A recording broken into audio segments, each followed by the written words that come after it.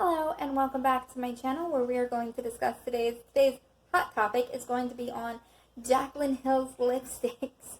No, I'm not a drama channel. No, I will not often report on things from the beauty community, but this has gone far beyond the beauty community. This has actually branched into a public safety risk, and I do have teenagers and young impressionable people that watch my Instagram for my makeup. And I can't sit back idly and watch as I think Jaclyn Hill is lying. So we're going to jump right on into this video. Okay, so the Jaclyn Hill lipsticks launched, what was it, like 2 weeks ago, I think? I'm not entirely sure on that because I was going to wait for reviews when people actually got them. And then I was thinking about purchasing a couple for myself because I'm not going to lie, those lipsticks, the component, the lipstick shades actually looked really beautiful. And even in the swatches now, when they're not like grainy and gross and everything else, the lipstick shades look beautiful. Like I look at them and I just think, oh, if this had gone down well and stuff wasn't popping up in the lipsticks, I would love to purchase them. But they're not safe. And I'm going to insert a picture of what happens or what can happen when you have a lipstick or a makeup that actually has a reaction with your face. Because I had that happen to me last summer, where something I was wearing actually reacted with my skin, and I'm going to insert that photo here. Well, then everything is extremely uncomfortable. That is not something you want to happen. And people are talking about having reactions to Jaclyn Hill's lipsticks. And for the first week that it was out, I think she made no public statement whatsoever, which, if I was Jaclyn Hill and this was my lipstick and my name was on it, I would definitely be out there. Well, actually, she did make a statement. Never mind. I retract that previously. She did make a statement. She attacked a girl for saying that her lipstick was grainy, saying that it's not used and she had crusty lips. Let me be very clear on something here. I have dry lips. I use lipstick all the time. My lipsticks have never looked like that. Ever. For any reason. And I'm talking all the way from like Wet n Wild lipsticks to Bite Beauty lipsticks to, I'm actually wearing Bite Beauty on my lips today, to ColourPop, which is one of my favorite brands, their lipsticks, and none of them, I mean none of them have looked like the graininess that came in hers. So, no, it did not come from crusty, whatever. Basically, she implied the girl's lips were crusty and she was gross.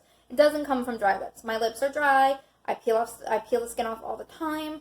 I just go through it, it's whatever, but for her to imply that was extremely rude and extremely wrong.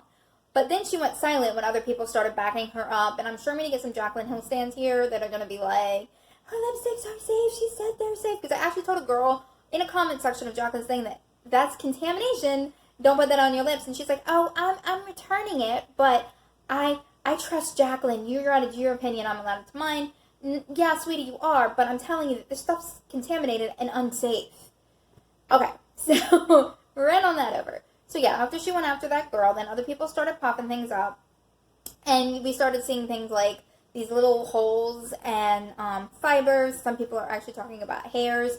I cannot think of the person's name because I don't watch her very often, but she had a collab with Urban Decay, but she actually showed where it looks like there's an animal hair in her lipstick, which is really, really, really, really gross. And also, if she's working with a lab that tests on animals and she says she's cruelty-free, that's another problem. And this person, and I cannot think of her name. Oh, I wish I could think of her name. But she was saying how this wasn't Jaclyn Hill's fault, and I'm going to get into how it's Jaclyn Hill's fault, even if it's the lab's fault in just a minute. But it's definitely Jaclyn Hill's responsibility to do something about these lipsticks. Now, yeah, so the animal hair, the holes, the discoloration on some of them, and then those like weird beads that were popping up in people's lipsticks. People are saying that the lipsticks have cut their lips, things like that. And Jaclyn got on YouTube yesterday and went through excuse after excuse after excuse after excuse on what went wrong with her lipsticks. The first thing out of her mouth out of this video that made me so mad was the fact that she should have said that, I'm sorry, these lipsticks are unsafe. I will be refunding everyone, and for those of you who still want to try my lipstick, when everything gets straightened out, I will send you a new one. Not charge them shipping, not do anything. Send them a new lipstick and some sort of store credit. Because this is on you, Jaclyn. This is on your name. And for you not to immediately in that video apologize shows a lack of integrity, in my opinion. You talk about how you want everything to be perfect, and yet these lipsticks that you are still selling are highly, highly contaminated. And for you to say that they're not contaminated in that video and safe is just, it drives me crazy. Absolutely freaking crazy. Okay, gonna breathe for a second because things do make me, I do get, when it comes to public health issues and when you're hurting people, I do tend to get a little heated. Sorry about that. A lot of my videos lately seem to be heated. Sorry guys, I'm trying not to do the heated issue subjects, but I am going, it's the next several videos that I have planned are a little heated. Sorry. Okay, so back to what I'm talking about. The little fibers, she said, came from these white fuzzy gloves. And Petty Page, I'm going to link her channel down below, showed where, yes, sometimes they do use these white gloves, but they should never, ever touch the lipstick. They can touch the component, and the component is the thing that comes out the container. It's that's the component. Should touch the component, but not the actual product itself. That contaminates it. So for it to be, she's saying it's just on the top, and then there are little fuzzies in between because they were the things were being washed out with towels. First off, if you know your lab is washing with towels, that just moves bacteria around, and that's cringeworthy gross. It's like, why don't you just stick a sponge in your mouth? It's about the same thing. It's disgusting. Absolutely disgusting. And then you have these little air bubble things that she's talking about, these little black holes with air bubbles. I'm not entirely sure that's what it is. I really want these lipsticks to get tested because I think it might be something else, but I'm not 100% sure. But these little air bubbles, if they are just air bubbles, are a great way for when you use your lipstick for it to grow bacteria. Sorry, my husband's creeping in the corner trying to... But it is a way, it does show, it's a way for bacteria to be in the lipstick, for it to like gather around on the lipstick, and that is unsafe as well. Then you have these plastic bump things. People are saying it's where the lipsticks didn't melt all the way, and it's just that. That's not necessarily unsafe, but you still shouldn't be releasing a product that has ingredients that didn't mix together, because that just looks bad on you, especially on your first launch. And then the discoloration to me, I don't care what she says, the discoloration to me looks like mold. I've had old lipsticks that I have forgotten about in the back of my makeup drawer and looked at, and they've been discolored, and I immediately throw them out. That to me looks like old discolored lipstick. I don't know if it is old or if it's just in the heat and she didn't do something right, but to me it looks like mold. And who wants to put mold on their mouth? I mean, like it or not, you ingest your lipstick, so just think about that. There's a possibility of bacteria and mold on your lipstick, and you stick that on your lips, and it goes in your mouth. Then there are people talking about the fact that it cut their lips. There's like plastic pieces in it, and she's blaming this all in the lab. And it very well could be the crappiest lab in the world.